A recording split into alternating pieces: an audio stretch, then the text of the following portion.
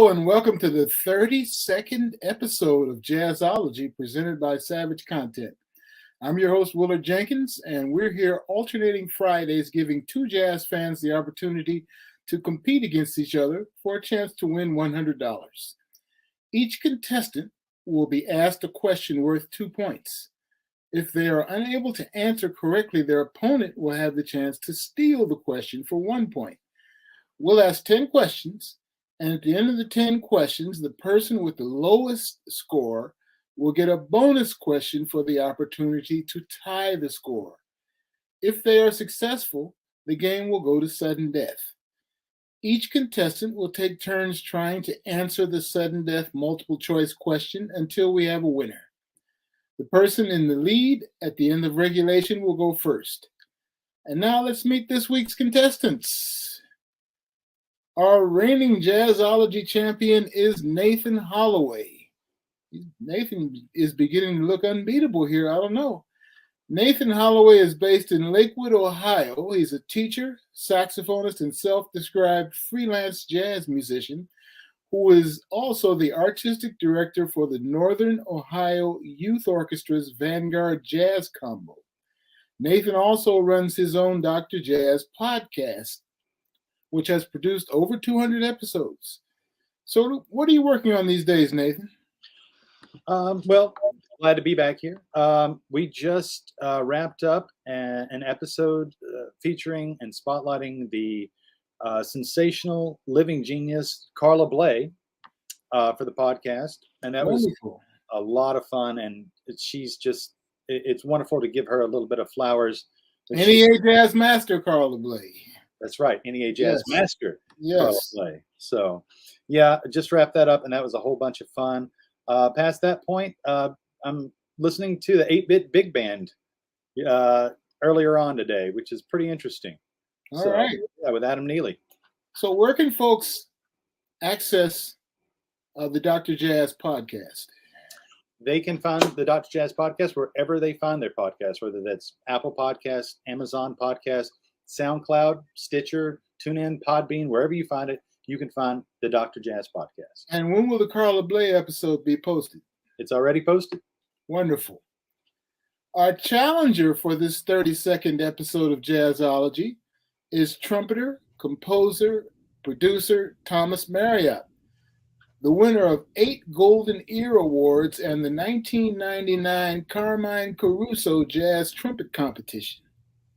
Thomas has played with Maynard Ferguson, Roy McCurdy, Mike Clark, Rosemary Clooney, and Stix Hooper among the many veterans he's worked with. On the contemporary side, Thomas has worked with Joe Locke, Orrin Evans, Steve Wilson, and Charlie Hunter. Thomas has also worked with the Spanish Harlem Orchestra and Ivan Neville's big fun band Dumpster Funk. Thomas has made 13 albums as a leader. So what's your current recording project, Thomas? Willard, it's great to be here. Thank you so much for asking. I actually have a new album. It's the 3rd Trumpet Summit record with myself and Ray Vega. It's my 14th album on Origin Records. Ray and I have done 2 others, East-West Trumpet Summit records. This one's called Coast to Coast. It features Roy McCurdy, Orrin Evans, and our great local bass player, Michael Glenn from Seattle. And what label is that? What label is that on again? It's on Origin Records. It comes out on June 16th, so right around the corner. June 16th. All right. Well, now let's get to today's Jazzology questions. And as our reigning champion, Nathan Holaway goes first. You ready, Nathan? Yes, sir. Fingers crossed. All right. Nathan, which of the following bands was named Large Ensemble of the Year in the 2022 Downbeat Magazine Readers Poll? Was that A, Sun Ra Orchestra, B, the Jazz at Lincoln Center Orchestra, C, the Maria Schneider Orchestra, D, the Christian McBride Big Band, or E, the Mingus Big Band? Woo. Well, we have 5 doozies right here that are all fantastic bands. Of course, the Mingus Big Band speaks for itself.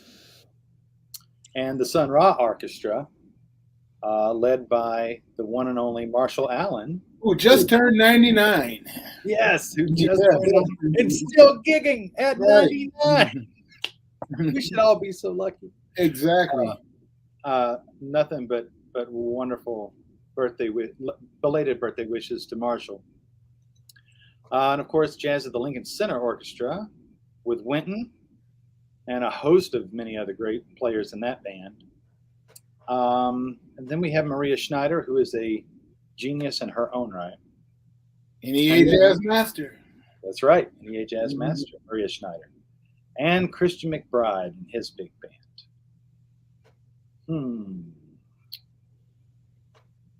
All are deserving. There's no doubt about that. But I'm going to have to make an educated guess on this one because I'm trying to remember and I'm drawing a blank. But I'm going to have to go with the foundation and say Christian McBride and letter D.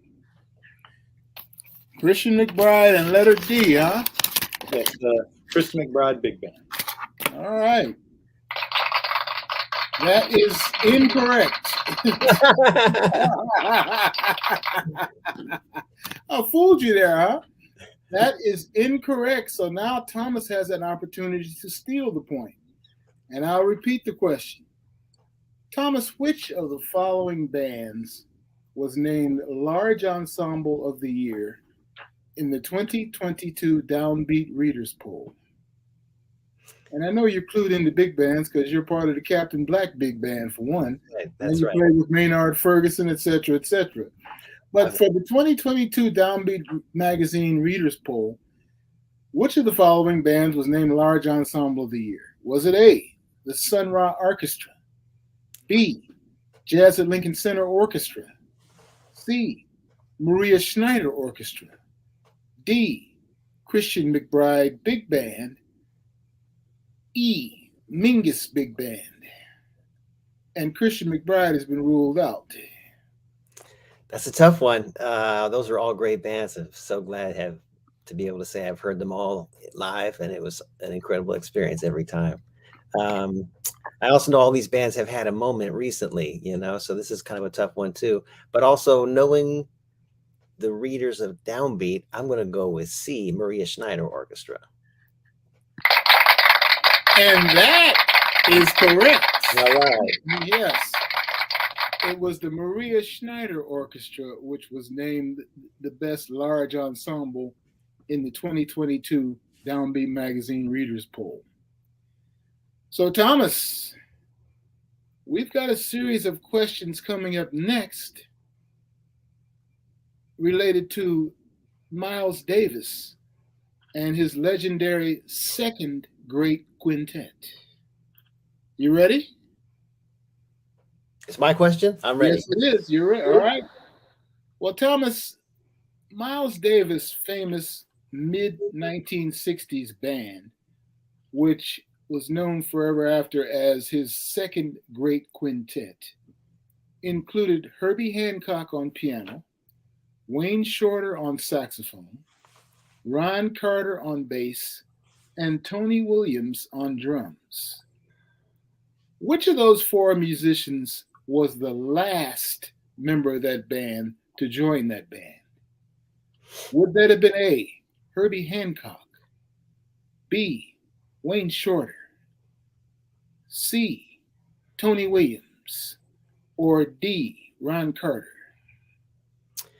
I'm going to go with B, Wayne Shorter, and that's my answer because I know that record, 7 Steps to Heaven, has all of those guys except it has George Coleman on the tenor saxophone, along with, of course, the 64 concert live and that same record, My Funny Valentine. So I think the answer is B, Wayne Shorter. That is correct.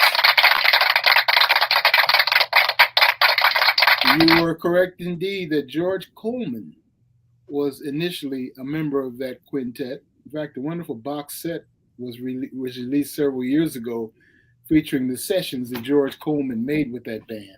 Mm. But the band really began to take off in terms of originality and playing original music when Wayne Shorter joined the band. and Miles Davis told him to be sure and bring his book of compositions to the next recording session. Because he knew. So Nathan, you're up next. All right. And Thomas is up 3-0. Time to catch up, Nathan. I'm going to do my best. All right, Nathan. Herbie Hancock's debut recording for the Blue Note label was titled Taken Off. In the personnel, it included Dexter Gordon on tenor sax, Freddie Hubbard on trumpet, Billy Higgins on drums, and who played bass? Would that have been A, Ron Carter, B, Reggie Workman, C, Butch Warren, D, Cecil McBee, or E, Percy Heath? Ooh, the first Herbie Blue Note album. Take it on. Yeah, I believe it was taken off, and it was 1962. I think it was May 28th, 1962. Uh-oh. He's zeroing in, Thomas. And it has so many wonderful tracks on it and everything. And Alfred Lyon asked Herbie, he's like, well, just do a whole album of originals. And he's like, me? Really? So this is before we know Herbie as the compositional genius that he has become. But I'm trying to remember, and I want to say that the answer is C, Butch Warren. That is correct, Nathan. Butch Warren was the bassist on that album, Taken Off. And that's a jazzologist for you, because Butch Warren is the least well-known of all these bass players. Mm-hmm. But since he's a DC guy, I had to give him some props. Thomas. The score is 3-2, Thomas. The bassist in Miles Davis' second great quintet was Ron Carter, who earned his BA in music at what conservatory? Was that A, Berklee College of Music, B, Oberlin Conservatory, C, New England Conservatory, D, Manhattan School of Music, or E, Eastman School of Music? I'm going to have to use some ESP on this one because I don't know that I actually know the answer. Let me think. Is Ron Carter from Rochester? I'm going to go with E, Eastman School of Music, just as a wild guess.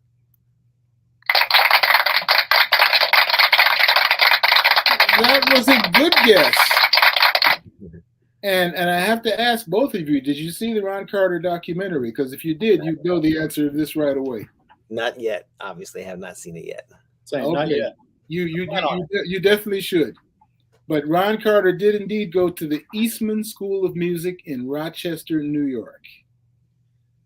So Nathan, you're up next. Okie dokie. Nathan, the tenor and later soprano saxophonist in that great Miles Davis quintet was Wayne Shorter. Wayne Shorter is a native of what American city?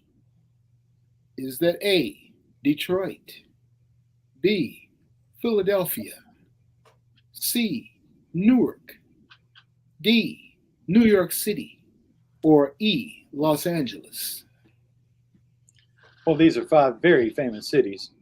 Good way to start. Start your rumination. There you go. I know that he lived out in Los Angeles with Zawinul, I think, during the Weather Report years.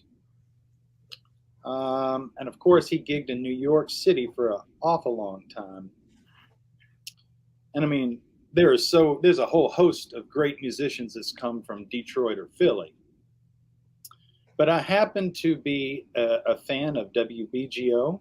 And I also know his nickname through school, which happened to be the Newark Flash. So I'm going to go with letter C, Newark. That is correct. Wayne Shorter, as was Sarah Vaughan, is a native of Newark, New Jersey. Jazzology is brought to you by Savage Content. Savage Content is building music, art, and creative content for the soul, spirit, and empowerment. This week's Spotlight is also a reminder that contestants have an opportunity on this show to promote causes and endeavors that build community empowerment and positivity, especially when music is involved. Our reigning champion, Nathan Holaway, is the artistic director of the North Ohio Youth Orchestra. This nonprofit organization is providing music education through performance opportunities for young musicians of all backgrounds. We wholeheartedly support Nathan, the North Ohio Youth Orchestra, and encourage you to do the same by visiting www.noyo.org/donate to learn more about supporting this great cause. And now it's time to ask our contestants our favorite question. Thomas, how did you fall in love with jazz? Well, I started listening to jazz when I found my dad's record collection at a young age. It was off limits to us, so of course we went down there and checked it out. He was a jazz radio host in Seattle for a brief time, but a lifelong collector. And my brother and I would just go down there, and we were stricken with the names, the funny names of all the jazz musicians. You know, Monk, Dizzy, Bird, Hawk, Nuke, and we just would listen to those records and crack up at Salt Peanuts and stuff like that. And then my dad was real involved in the jazz community. He hung out late, and a lot of his friends were musicians, and they would come over, and I started playing kind of with the sound of the music in my mind, and have never stopped, actually. So that's why I'm here. Well, you know, you've recounted a story I hear over and over again, particularly for those of us who will become diehard jazz enthusiasts, that our pathway was through our parents' record collection. Mhm. So I'm not surprised to hear you say that, although I am happy to hear you say your dad was on the radio for a while, streaming music, yes. Well, Nathan, what are you listening to these days? Well, I'm listening to quite a bit of things. As I mentioned earlier, I'm listening to the 8-bit big band, and which is really fascinating. There's a whole Say that again. The what big band? the 8-bit Big band. Big band. Okay. And it's quite a scene. I'm new to this, so I'm just finding out about it. But apparently, there's an entire scene where they have real books with charts, like us jazz guys do for All the Things You Are, and they're playing this video game music and improvising on it as a form like the old forms of the old Broadway shows. So it's pretty fascinating, and of course, Carla Bley's music. Love listening to Carla Bley in preparation for that podcast episode. And on top of that, just doing some crate digging and listening where I can to like Nate Morgan and David Dura and some cats like that. So, yeah. All right. Well, Nathan, you are up. Thomas, you're up next. Thomas, drummer Tony Williams was the youngest member of that Miles Davis quintet. He joined that band at age 17. In 1969, after Tony Williams had left Miles' band, Tony Williams formed a trio called Lifetime. That trio included John McLaughlin on guitar. And who was the keyboardist in that trio? Was that A, Herbie Hancock, B, Alan Pasqua, C, Larry Young, D, Jan Hammer, or E, none of the above? That's a good question. Let's see. I love all those keyboard players, including E, none of the above. But for my answer, I know there's a great record with Tony Williams' Lifetime with Larry Young. I'm not sure if that's Lifetime or that's just the Tony Williams record, but I'm going to go with C, Larry Young.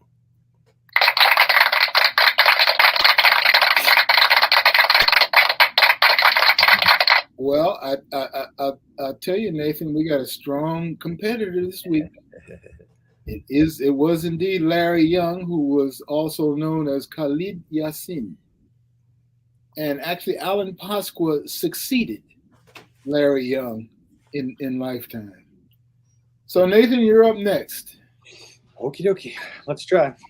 Miles' second great quintet made a succession of classic albums.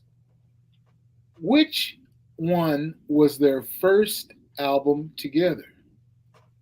Was it A, Miles Smiles, B, Four and More, C, Miles Davis in Europe, D, Seven Steps to Heaven, or E, ESP? Can you repeat the question? Miles' second great quintet, the one with Herbie and Wayne and Tony and Ron, made a succession of classic albums. Which one was their first album together? Was it A, Miles Smiles, B, Four and More, C, Miles Davis in Europe, D, Seven Steps to Heaven, or E, ESP? Okay. So these are some fantastic albums. There's no doubt about that. Miles Smiles is one of my favorites. Four and More has that gorgeous version of My Funny Valentine. Or no, that's the second part of it. I have the 2 CD thing. So, but yeah, it's got the awesome version of like So What and all that. Miles Davis in Europe was recently, I guess recently being in the last 20 years, released on CD. Seven Steps to Heaven is a gorgeous album.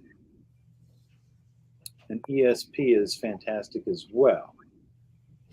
But if I'm going to borrow some of Thomas's words earlier, I don't think I need ESP to answer this one. I think that the answer is E, ESP. E, you said E, ESP? Correct. That's incorrect. Thomas, which of the following Miles Davis albums with that second great quintet was said to have, Miles' second great quintet made a succession of classic albums. Which one was their first album together? Was it A, Miles Smiles, B, Four and More, C, Miles Davis in Europe, D, Seven Steps to Heaven, and E, ESP has been eliminated? It's a good question. I'm pretty sure ESP is the first studio record, but I believe Miles Davis in Europe, number C, captures, I think, one of Wayne's first gigs with the band. And pretty sure Four and More and Seven Steps to Heaven actually aren't part of the classic quintet because those records have George Coleman and not Wayne Shorter. So I'm going to go with C, Miles Davis in Europe.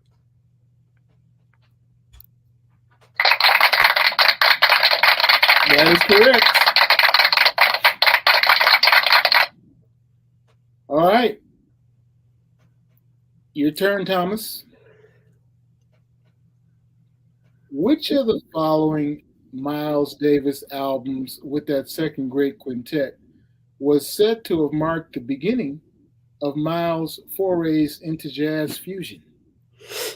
Was it A, Miles in the Sky, B, Sorcerer, C, Nefertiti, D, In a Silent Way, E, Water Babies? That's a good question because I don't know who the they is that's saying that, but Sorcerer doesn't really have, and Nefertiti don't really have electronic instruments on it. So I would probably rule those out. Water Babies does have a little bit of that early, I guess it's Rhodes or Wurlitzer on it, But to me, the real first one, because I think they're sort of playing the same way, but I would say D, In a Silent Way, is kind of the first one that kind of draws the line. And it's a different band. No? That is incorrect. So, Nathan with a chance to steal the point. Which of the following Miles Davis albums with that quintet was said to have marked the beginning of Miles' forays into jazz fusion? Was it A, Miles in the Sky, B, Sorcerer, C, Nefertiti, D, In a Silent Way has been ruled out, or E, Water Babies? All right. Well, these are great albums, no doubt about it. They're all great in their own right. I agree with Thomas that Sorcerer and Nefertiti did not have electric instruments, so there you go. But I do believe that Miles in the Sky had George Benson on electric guitar. So I'm going to go with A, Miles in the Sky. That's correct. Because not only did George Benson guest on that record on guitar, but Herbie was playing keyboard, electric keyboard on that album as well on certain passages. So there you have it. Nathan. Yes, sir. NEA jazz master vocalist Sheila Jordan moved to New York City in 1951 and studied with which of the following master musicians? Would that have been A, Charlie Parker, B, Charles Mingus, C, Lenny Tristano, D, Duke Jordan, or E, George Russell? Oh, Sheila Jordan. Love her vocals. Love her vocals. And I'm trying to go back in my memory of memories. I've read this somewhere, but I mean, we're talking, I probably read this 10 years ago somewhere. And I'm trying to remember where. I mean, Bird's Bird, which is fantastic. Mingus was known to do some of that sort of stuff, as was George Russell, as he came up with his own kind of musical theories and things like that. Duke Jordan, fantastic pianist, as was Lenny Tristano. Tristano had his own school as well, with Lee Konitz and Warren Marsh, Billy Bauer, cats like that. So I'm trying to make some deductive reasoning going on here in my head. I don't know why. My gut's telling me it's C, Lenny Tristano, but it could be any number of other folks. So I'm going to go with C, Lenny Tristano. That is correct. Because actually, you could have answered either C, Lenny Tristano, or B, Charles Mingus, and been correct. You answered Lenny Tristano, so there you have it. Wonderful. Thomas, the alto saxophone master Phil Woods made his first major tour with which of the following band leaders? Was it A, Benny Goodman, B, Quincy Jones, C, Dizzy Gillespie, D, Benny Carter, or E, Lenny Tristano? That's a good question. Let me think about that. Now, I know that he was on the Quincy Jones band in the I think, early 1960s. We had some of our homegrown heroes from Seattle on that band, Floyd Stanford and Buddy Catlett and Patty Bowen. That was pretty early, but let's see. He might have been out playing and paying dues before then, since obviously he was kind of already a kind of a big deal. Boy, that's a good question. I think I'm going to have to go. I don't believe it's going to be Lenny Tristano. I can't see him playing in Betty Goodman's band, but I know lots of people that did. So, let's see. I'm just going to go with C, Dizzy Gillespie.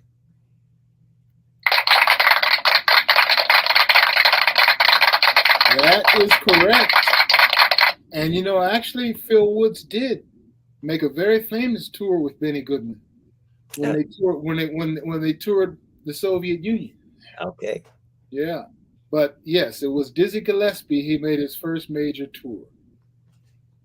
So Nathan is trailing, but Nathan now has an opportunity to catch up in one fell swoop. Our bonus round. Nathan, who was the bassist on the Weather Report recording of Duke Ellington's Rockin' in Rhythm? Was it A, Alphonso Johnson, B, Jaco Pastorius, C, Miroslav Vitus, D, Victor Bailey, or E, none of the above? Well, all of these are great bass players. There's no doubt about it. Alphonso Johnson is great. Jaco is historic. Miroslav is like the foundation bass player for the group. Victor Bailey is like one of the last great bassists to play with him. And then my favorite bassist is E. You know, luckily, I know that this comes from the Night Passage album, and that was one of my very first Weather Report albums that I found in the bargain bin of the CD store way back in the day. So, and I remember my favorite track being Three Views of a Secret, which was written by Jaco Pastorius. So I'm going to have to go with B, Jaco Pastorius. And you have tied the score. So, Thomas, it's time for sudden death. I didn't know there was sudden death in jazz. That's crazy. A sudden death question. And we will go through all the answers until one of you gets the correct answer. Okay. You ready, Thomas? Sure. All right. National Endowment for the Arts jazz master, composer, band leader George Russell, as a young man, joined a band called the Collegians. That was a band that was a breeding ground for jazz greats like Ben Webster, Coleman Hawkins, Frank Foster, and Benny Carter. That band, the Collegians, was part of which of the following institutions of higher learning? Would that have been A, Oberlin College, B, Wilberforce University, C, Tuskegee Institute, D, New England Conservatory, or E, Howard University?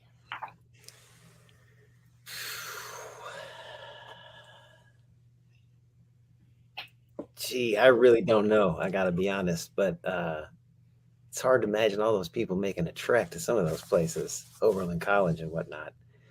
George Russell, I'm going to just guess with D, New England Conservatory.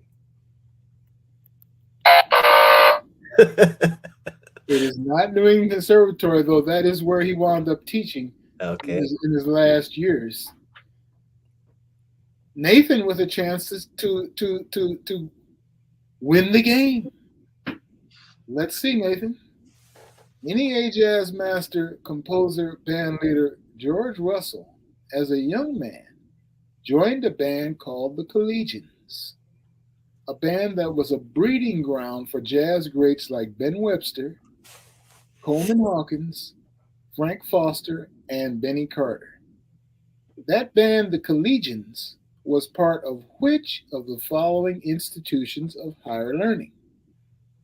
Was that A, Oberlin College, B, Wilberforce University, C, Tuskegee Institute, D, New England Conservatory has been eliminated, or E, Howard University? Ooh, I'm kind of with Thomas on this. I know all the names, but geez, this is a doozy of a question, Willard. That's what we get for sudden death. Ooh. The agonizing sudden death. Yeah, I mean, I'm right there with Thomas. I'm trying to just check things in my brain for this question. Okay, D has been eliminated. So,